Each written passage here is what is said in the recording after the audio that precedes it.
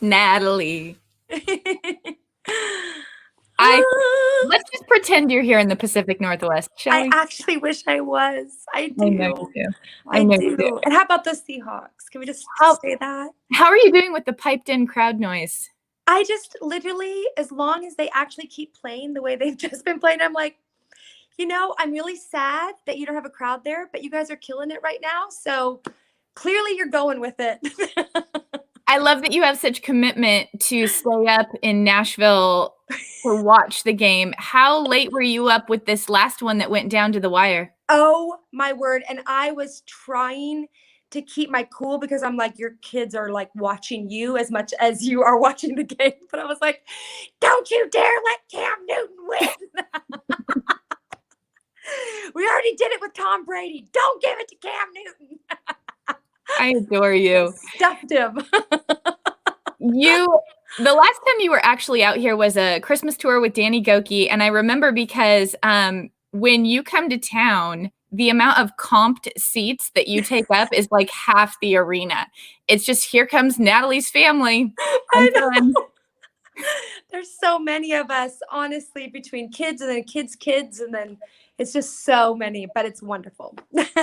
Your parents live out here, and I know that your mom just recently had a heart procedure, like recently as in yesterday. Yeah, like literally. So, she had a heart attack in the summer of 2019. And so she needed, I think it's maybe called a Watchman. I should know better about this, but it was just something to kind of help keep it. It's kind of like a little pacemaker, I think. And so she just went in to have it done.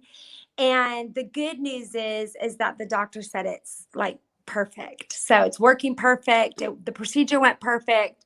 And, I came along a little bit later in my parents' life. I'm the last of 5 kids, and they weren't expecting to have another child. And so I'd like to say I'm everything they never knew they needed. But my mom's 80. So this isn't like a small thing, which is also why this season has also been so hard because they're in that really high risk group right now.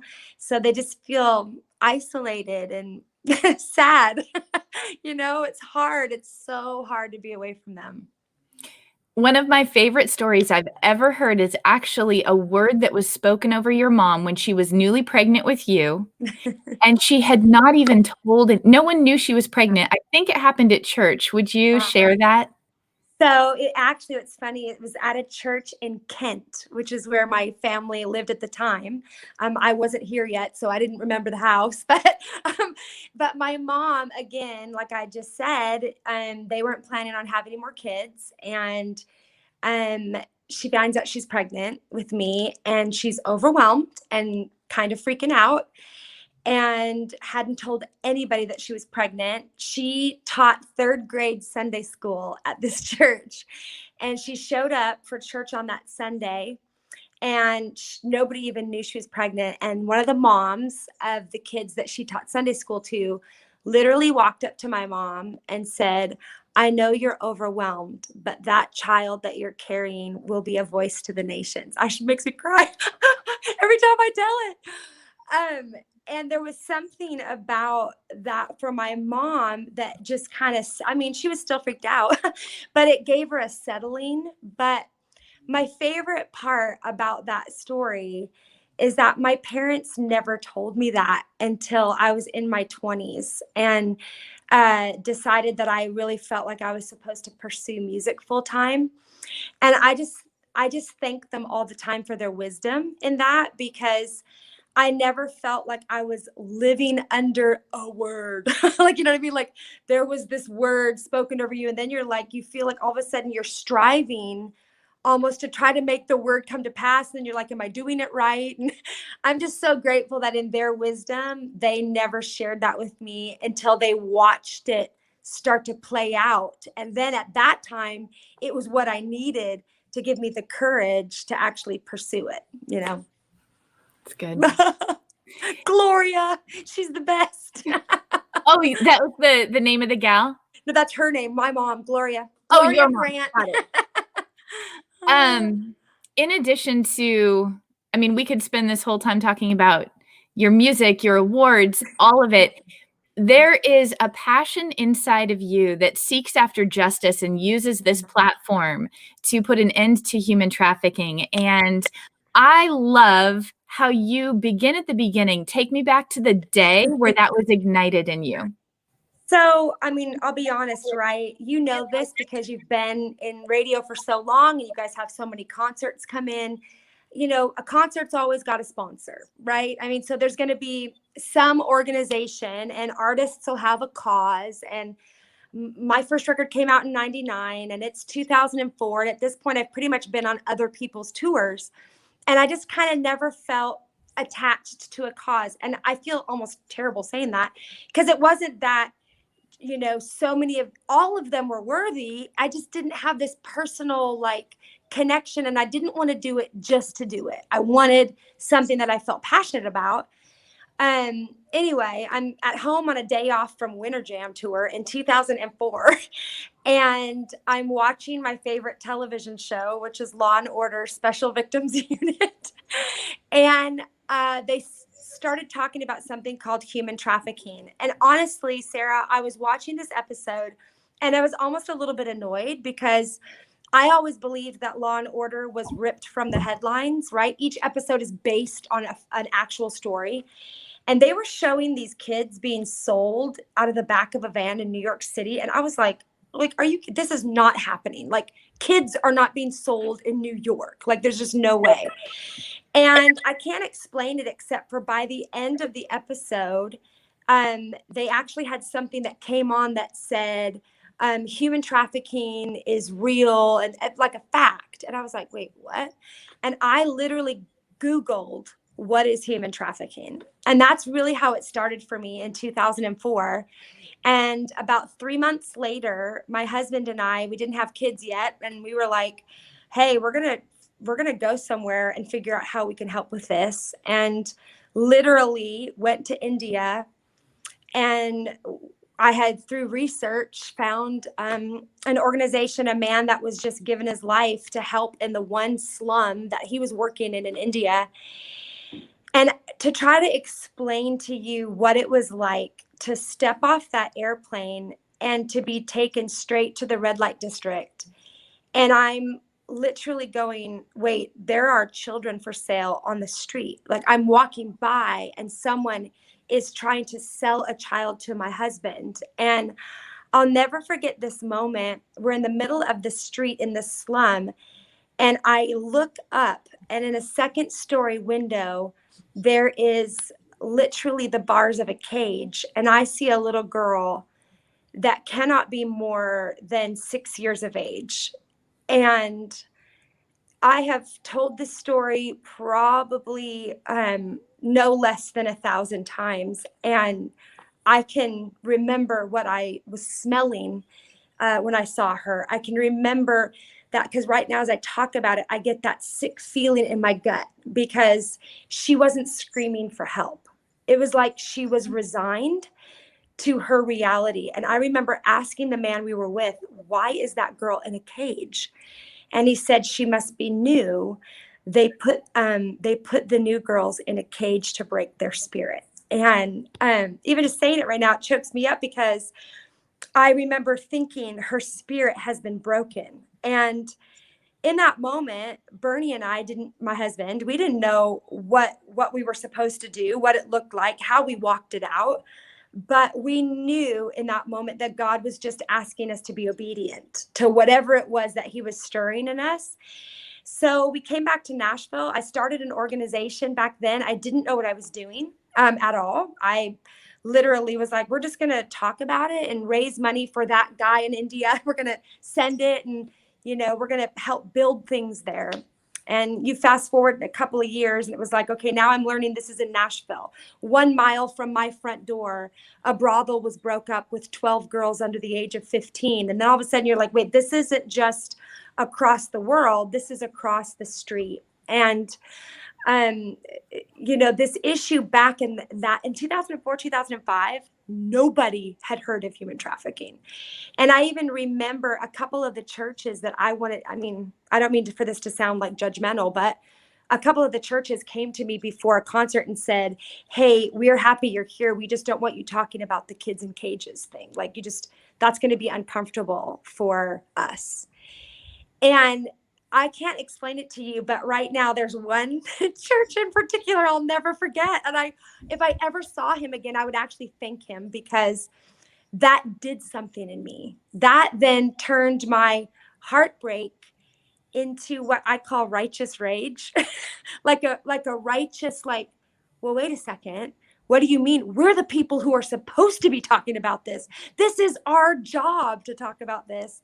And it did something in me that was like, I'm going to talk about this forever. And so you fast forward now, and all of a sudden people are talking about it, and people are noticing it, and people are. And again, I don't want to hijack this interview and make it anything that it's not supposed to be. But one of the things that I do just want to say for me, that's been just like, I've had to get with God about it in this season, is that,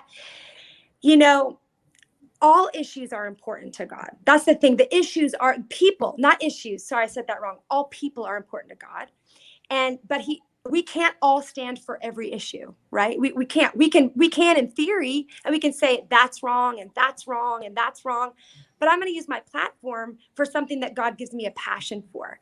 But what you see happening is people going, well, I'm going to use this issue as a deflection from maybe another issue. And I'm going to say, well, don't tell me about that, because where are the children? You're not concerned about the children. And I'm like, yeah, but you went to my concert in 2008 and you heard me talk about the children and you didn't say one word. And now all of a sudden in 2020, so only thing I'm challenging even myself with every year is, you know what? Stand for those children in 2021, and stand for them in 2022, and stand for them in 2023, because this is an issue that breaks the heart of God. And it is going to take all of us kind of banding together to help bring it to an end. You ended up in Washington, D.C. talking about this. I did, honestly. So I'm friends with Senator, well, he just retired last year, but Bob Corker is a senator here in Nashville in Tennessee. And he had heard me speak at some event in Nashville, and he said, hey, will you come speak in DC? And to be honest with you, I didn't really even kind of know what he was asking me to do. And I showed up and I was like, wait, this is in front of the Senate. Like, you see it on like the news, and they're like sitting at the table, and then all of the Senate is up at the big, like long, and I'm going, what am I doing here? And the people before me were all experts. And so I literally said, I don't know how I got here. Like, I'm a singer and I sing about Jesus, and I'm going to tell you my story. I'm not an expert, but I'm a person that wants to be committed to helping other people. And I think even in that moment, it all of a sudden wasn't about right or left or politics. You saw people from both sides of the aisle weeping and committing to this issue. And I kind of go, well, that's what Jesus does. He brings people from the right and the left and kind of comes back to the center. I'm like, guys, Jesus is the center of it all. And that's where he's asking us to come back to. We're going to link up to your nonprofit that you created. I love that too. You're just like, I don't know how to create a nonprofit. I don't. Actually, I kind of feel like somebody is going to be listening to this, honestly, and you feel like there's something that God has asked you to do, and you haven't done it because fear has actually kept you in a place of not taking risk. And I get that fully. God typically in my life asks for the obedience first. He asks for obedience. And then once he sees your surrender and obedience, he goes, okay, now I'm going to show you the next steps. Now I'm going to show you, okay, it's going to take 10 years, but now I think Hope for Justice helped 100,000 kids last year. You know what I mean? Wow. Whereas I was hoping just to help 5 in 2005. And so that is a word for you, that God's calling you to obedience before you have any of the blueprint. And once you're obedient, he'll give you the blueprint, if that makes sense. I love it when you get on this kind of a kick. I love you. Let's do it some more. Let's talk about where you were when you got a diagnosis. Yes. that rocked your world? So I was actually in Florida at a Christian radio conference, and I was supposed to sing that night. And that morning, it was the day I got to take my kids to Disney World. And on the way to the shuttle to Disney World, the doctor's office called and confirmed what we were a little bit afraid of, which is you do, in fact, have thyroid cancer. And the position of the tumor is resting against your vocal nerve. And, of Who gets that course, call on the way to Disney World? to Disney, and then trying to keep it together because I wasn't prepared to tell my kids that. Honestly, I remember like going back, and my husband at that time was in LA in an emergency room with a blood clot. Like it was all the things. And isn't that like life though? It's like, why can't it just be one thing? But then it's like all the things usually hit kind of at the same time. At least in my life, it feels like that. And trying to keep it together for them and still creating this awesome experience. And if I'm being honest, I don't really fully remember because it was like a bunch of white noise in my head at that point because I don't think I could even process it all. And then we went, we met with the surgeon, and they were like, "Listen, the kind of thyroid cancer you have, we're going to get it out, but it is a very delicate surgery and you're probably never going to sing the same way. I mean, you'll sing, it's going to take a long time. Your range isn't going to be the same. Your power isn't going to be the same." And, Sarah, up to that point, I would probably have said multiple times in an interview like this, singing is not who I am. It's just what I do, like I know who I am. And it was a bunch of crap. Sorry if I'm sorry. I keep saying that word like I'm going to offend somebody. But you say these things that sound so good and you want to mean them. And then all of a sudden, God's like, okay, so you're saying it. I'm going to actually give you the opportunity to live it. And I didn't mean it at all. It turns out I was like, no, singing actually is who I am. And I had to get to a place of, okay, actually, no, it's not who I am. But that was a process. And yes, my voice is stronger than it's ever been. Yes, he preserved my voice. I don't know what they did in there. It's like they gave me a tune up or something. I'm not even kidding you, but because it is stronger than ever. But I think the greatest miracle was actually what he did leading up to even knowing if my voice would work. And that was actually coming to a sincere place where I knew that my outcome was not going to determine his goodness and that my identity, and it doesn't always stay there. I have to remind myself sometimes daily of my identity. But learning, okay, wait a second. No, you do know the truth. You know that your identity is in Christ, and singing is just one of the fun things you get to do and tell people the truth about who he is. I think it was really brave how you went on social media in the middle of it and invited your audience in. Even on the morning of the surgery in the car, you turned on a video. You Yeah. let people pray over you for something very private. You cried, like you were makeupless. You were can you hear me? Oh, I lost you for a second. Can you Great. hear me? Why? Oh, there I am. There I Okay, am. Yeah. we're back. Um, Wi-Fi. you were makeupless, like you were A mess. very I was a hot mess. you were vulnerable. And I Yeah. remember thinking, I know there's a cost to that. You didn't have to Yeah. do that. Yeah. And it was a conscious decision you made. Tell me why. I think because I can honestly say that one of the more powerful things I've learned in the last probably 7 years. Well, how old is my youngest? 9. So probably in the last 8 years, 7.5, 8 years, is how to be myself. And I knew how to give glimpses of it, but it was always controlled. Do you know what I mean? Like a controlled vulnerability. And that's not actually vulnerability. And so I think learning how to be myself, comfortable with myself, and also understanding how that helps unlock something in other people. I actually get a bit of a high from that, if I'm being honest. I do a high from going, me just being me is actually helping, Susan go, wait a second, it's not going to happen overnight, but I can be me and it's going to be okay. I think there was something about that that's really strengthening to my own life. And then I believe in the power of prayer. So, I mean, I really, really believe in it. I've seen it at work in my life. And so I was also being a little selfish. I wanted people to pray. I was desperate for people to pray for me.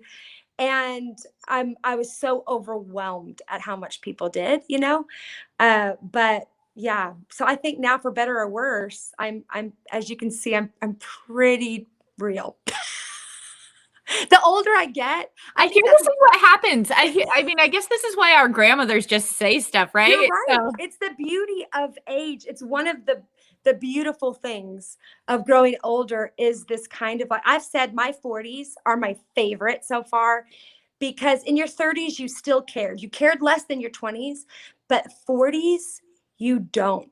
It's just a totally different thing, and you feel this kind of authority in your awesome freedom of not caring. It's love it. kind of amazing. Um, so yes, music is not your identity. However, it's a passion, it's a Yes. gift, and I am so grateful that you just keep cranking out songs. Before Thank we get to you. your new single, one of the things I love is I think we should call it Brag on Bernie. For anyone that doesn't know Yes. your husband's repertoire, why don't you give just a little bit about, I don't know, him playing the piano on the Grammy stage or at Jimmy Fallon? Like, why don't you I, brag on Bernie a little bit? I know, honestly, that's the thing. I always say Bernie is actually the brilliant genius of this equation. He's just one of those that's quiet about it. And I find the ones that are out in front, they're usually the least. It's the team behind that actually gets them to be able to be out in front. Bernie, as a songwriter and a producer, yeah, I mean, he works on my stuff, but about 20 years ago, everybody figured out how talented he was. And even just the amount of songs, there was one day on the way to school, we were listening to radio, as we do in the car, and literally we heard 6 songs, and 4 of the 6 Bernie had written. And my girls were like, Daddy's kind of a big deal. Like, he actually is, guys.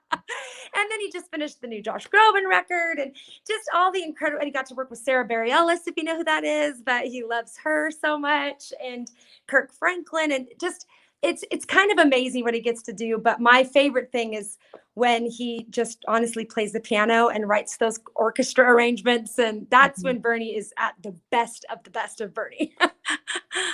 There's 2 things that you do that I love. One of them is when you sneak film him. Totally. He's just sitting down and writing something in the moment, and I'm like, oh my goodness, I'm gonna need to record that. And you put it on your socials, and there's something about, I think you had said recently you were sneak filming him at the piano. He couldn't see you. And you broadcast it to the world, and you said this is what he does when he's happy or content, or there's some, what is it? Is when he's like, when he literally feels that complete contentment, he sits down. And I don't know if that's the same clip when he was playing and you heard that bird singing in the background. And I'm like, there is a bird at our front door, and that bird is singing the melody that and we were literally like, so I'm playing the video for him. I'm like, even the birds sing along to you. Like, you're ridiculous. That bird was like, ooh, that's beautiful. It's like a Disney movie, just literally, nature. literally. The squirrels are coming. Just kidding. I would not be okay with the squirrels. No, no. A bird is fine and it stays outdoors. Yes, Just exactly. make a perch. Okay. Oh my gosh, you're so much fun. You as well, always. You have a new song. It's called Face to Face. Yeah. Let's talk about it. Yeah, I think, again, it was actually the very first song that we wrote, and it's funny because it's a ballad with movement. I don't know what people call it, but it's got that kind of that weighty start to it when you hear it with the piano and the chords, and you're like, oh. We started the record with it, which sometimes people put tempo or something, but I was like, nah. because the lyric was so perfect. And my feet are tired from the running. My strength is gone for overcoming. My lips are silent. I don't know what to pray, so I'll wait for you. And I just thought, nah, this is actually exactly how it needs to start, because that's exactly where I'm living right now. And when I wrote it, I didn't know that's where so many people were going to be living in 2020. There's one of my favorite lines from any song in the whole record is in that song. And it says, "My well runs dry, but I've known the taste of rain, and I'll wait for you." And I just loved that, because it was like, okay, that's right. We're in a season of like, will this ever end? But don't ever forget that you know the taste of rain. You've actually experienced his face. You literally know the taste of rain. I had a moment where I was like, wait, I'm talking to Seattle. It's pouring right now. Yes. Oh my goodness. But I wish I was there, actually. I long for Seattle in the fall. But don't forget that you know his faithfulness, actually. Just because you can't see it in the moment, there is going to come a moment where you get to the other side and you're going to be like, that's right. That's right. See, he was faithful after all. And I think that's the beauty of this song, is remembering, okay, he doesn't need to do anything. I think sometimes we beg God, right? We're like, deliver me from this, or help me, or please, please, please, please. And he's like, guys, I've already done everything I need to do for you. You need to move closer to me. You need to take a hold of the hand I'm extending. You need to take me at my word. And that's kind of what this song is all about. And it's called Face to Face, and we'll link up to it in the show notes here. Thank you. I have 2 questions for you before I let you go. One of them actually relates to what you just said, and it goes back, when you talked about from thyroid cancer diagnosis to voice being stronger than ever, there's a little piece glossed over that I want to go back to. And that is about 18 months where you have said you were unable to create, unable to write, sort of just paralyzed by what? Talk about that, because it kind of relates to that experience that a lot of people are in 2020, feeling like, right. I should be more productive. Where's the evidence? Why can I not get out of bed? It's funny, because I think that speaks to pressure that we're never supposed to carry. And for me, it showed up in maybe a different way than it's showing up for people in this season. It showed up because after my voice came back stronger than it had ever been, I had more words, well-meaning. They were precious people. But I mean, God showed me, you're going to write the songs of your life. You're going to sing the songs of your life. You're going to deliver, like, you're going to do what you've never done before. And I'm like, what if they're just kind of okay? Like, what if they're just like good songs? But what do the songs of my life even sound like? Like, what is that? And I had this pressure. It felt like literally a cloud of pressure of wait, where do I start? Like, how does that sound? And I think what's funny is that in this season, everybody felt like that, whether it was working out to all the Instagram workout videos that you see, or eating healthy, or writing, or doing a new hobby, or building something. Like, all of us are like, I'm going to make the most of this time. I've got my sourdough starter. No, I don't. Exactly. It's like, it's funny. I learned something kind of back in about 6 weeks into quarantine. And that's because my personality type is, I'm going to make lemonade out of lemons kind of a person. I'm like, we're going to make lemonade. It's going to be sour for a second, but then it's going to be something great, because I'm a pretty positive person by nature. And I was doing that to my kids, and I didn't even realize it. I didn't realize that I was like, come on, girls, come on, come on, come on. We're going to make the most of this. And it was choking. It was literally suffocating them. And I realized that I'd never given them space to grieve, like grieve whatever it was that was hard for them. For one of my daughters, it was her first school play that got canceled, and she was so devastated because she'd worked so hard. Or another one whose dance recitals were canceled. And it was like, wait a second, there's no pressure. You don't actually have to deliver anything. If you need to be sad, go ahead and be sad. Let's cry. Let's not stay in our sadness. But we also don't have to feel like we've got to, change the world in this season. We're just, if you just feel like you need to survive it, let's survive it together.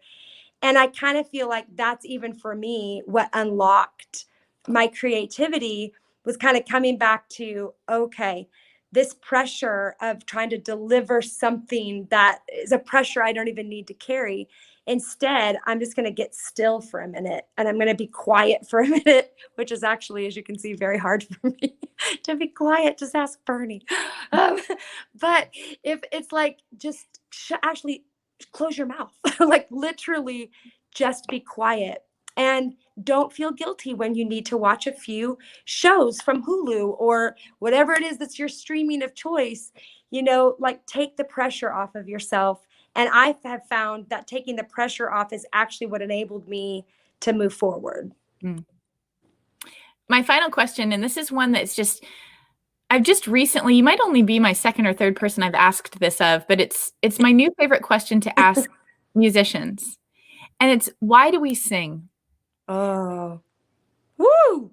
What a good question, Sarah. And in 21 years, I have never been asked it. Ever. So I actually love that you're asking that question. Now, Lord, give me something really great to say. So there's a couple of things. One, I think personally, I think that worship wins the war. Like we actually can see that in scripture and some of the great stories of, okay, there's this enemy that's approaching, and by all accounts, you're going to get demolished, right? Like I think it's in First Chronicles, you're going to get demolished by this enemy that's just literally right over the bend and they're on their way. And then I don't know how I would have felt about this, but what did they do? They sent the singers out first on the front lines. Right. They sent and usually, let's be honest, the musicians are not the strong ones. We're in our little skinny jeans and like we're not the real athletic, like on the front line kind of people. So when I read that, I'm always like, oh, what would like some of my little skinny jean wearing friends or guys in my band, they'd have been like, oh, no, not the front line. And yet they sent the singers out first. And when they opened their mouths, the entire enemy camp literally fell. Like it like wiped them out in an instant. And I think that's to teach us that our voice, the power in our voice, that God's put the gift of singing, whether you can stay on tune or not, doesn't matter. It's what happens when you let your heart sing a song. And so I think worship wins the war, number one. I think praise is a weapon that is used to fight against depression and anxiety. And like when I'm in the middle and the thick, because I struggle with anxiety. And when I get kind of in that valley of depression is knocking on the door, I immediately turn on worship music. And it doesn't like it's some magic potion, but it does change the posture of my heart and it gets my mindset in a different place. So I think number one, we sing because it's one of the ways that God designed us to give him praise. And it's also a weapon that he gave us that helps win the war. You know, I love it when you get like this. I love you. Oh, all right. Thank you, Natalie. Sarah, thank you. I love you and I love Seattle. I love Spirit. And I hope that I get to come home soon. I came home in the summer and got to visit my family, but because my parents are both high risk, we had to have our masks on and we sat outside.